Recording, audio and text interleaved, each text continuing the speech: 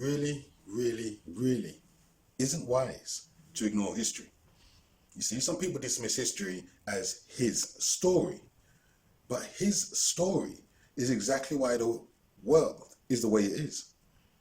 His story has shaped the world we live in. When you're born, you become part of his story. You are a real character caught up in this real life story. So you need to understand how you fit into this story, because your role's been defined for you by those who have shaped the world we live in. Your status, quality of life, opportunities, freedom has been defined for you by those who have created the world we live in. And they are the storytellers. They portray themselves as good, as superior, and you as bad, as inferior. They created this story to get you to believe they're good. Everything they've done was good, even when it was horrific. Look at it this way.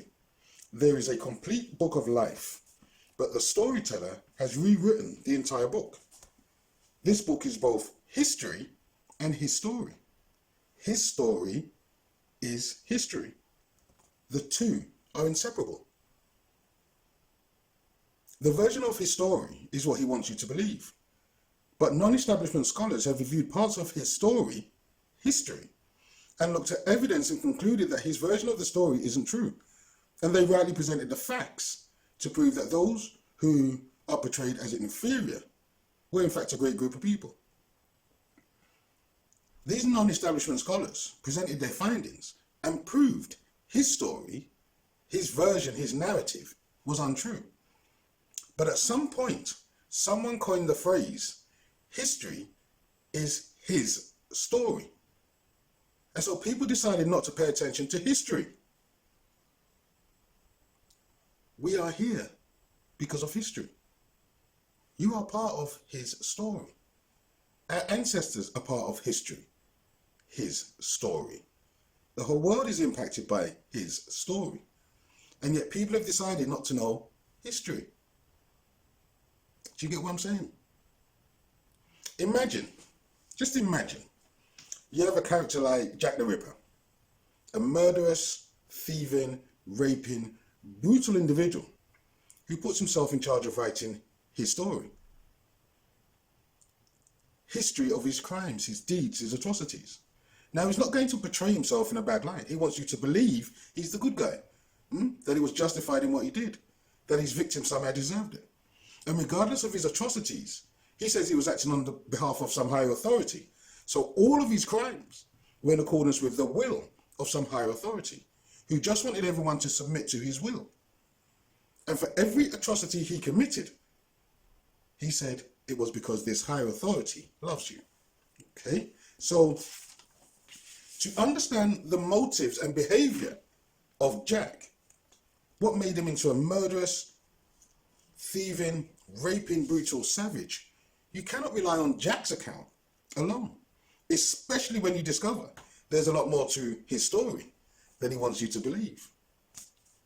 Think of it this way. You want to know a story, okay?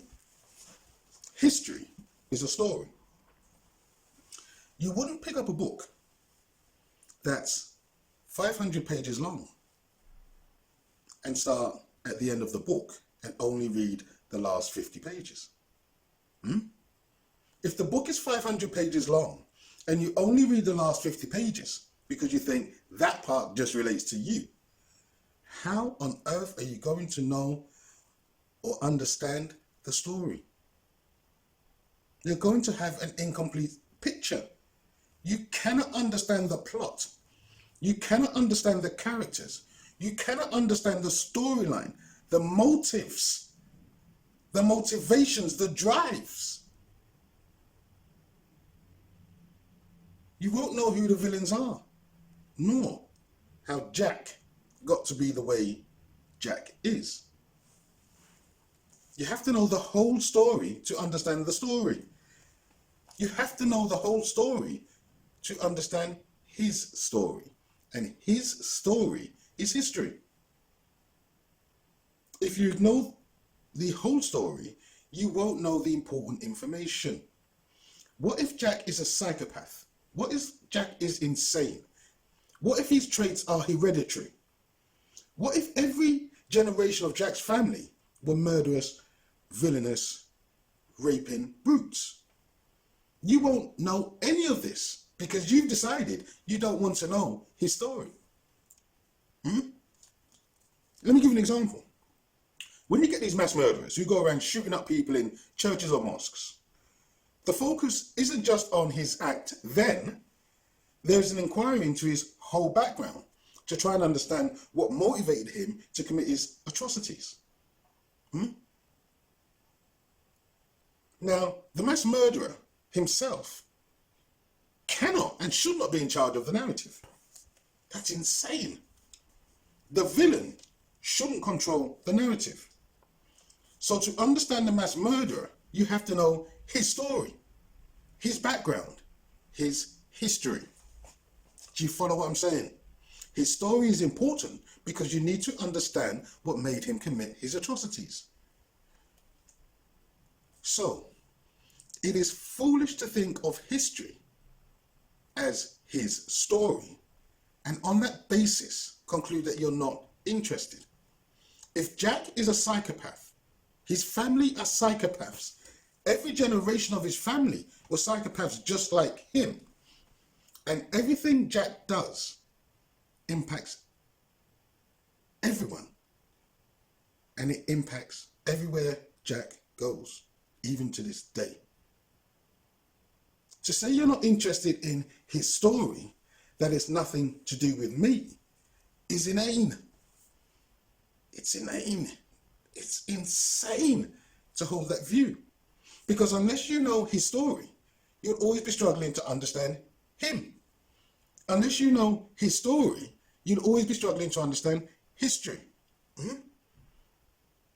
If you know Jack has a problem, and Jack's problem affects everyone,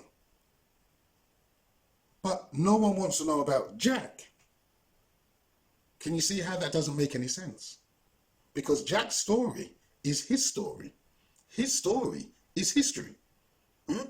So you have to know his story, because his story is history. His story impacts you and the world we live in.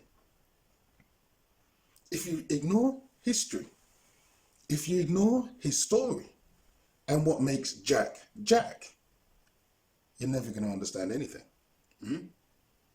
You have to know his story, because his story is intertwined with your story. His story is intertwined with the history of people across the world. You're not disconnected from his story. You're part of it and you're caught up in it.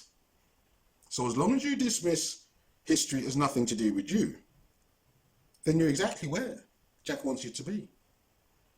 Knowledge rules the world and ignorance carries the burden. Thank you for watching. Please share and subscribe. More videos coming soon.